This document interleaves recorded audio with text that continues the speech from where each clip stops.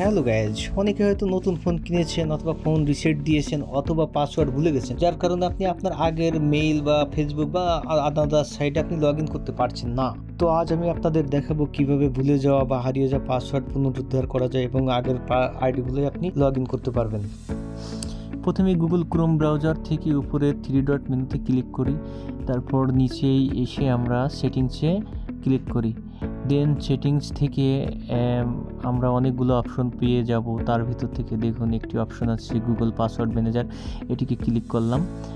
Click করার পর এবার আমার চোখের সামনে চলে আসবে আমি যে সাইটগুলো ব্যবহার করি সেসব সাইটের সমস্ত ডকুমেন্টস বা পাসওয়ার্ড বা মেইল সব কিছু এখানে পাবেন আপনি। তো এখানে একটু সিকিউরিটি চাইতে পারে, তো ওটা ক্লিক করার পরে এখানে যে চোখ চিহ্নগুলো আছে এইগুলোই হচ্ছে যে আপনার পাসওয়ার্ড, আর উপরে যেগুলো আছে ওগুলো হচ্ছে আপনার মেইল। তো এভাবে আপনি আপনার ফেসবুক, গুগল বা অন্যান্য যেসব সাইট আছে, যেসব সাইটের পাসওয়ার্ড ভুলে গেছেন বা হারিয়ে গেছে, আপনি সকল সাইটের পাসওয়ার্ড আপনি এখানে পেয়ে যাবেন। এমন নতুন নতুন টিপস পেতে আমার চ্যানেলটি সাবস্ক্রাইব করে রাখুন।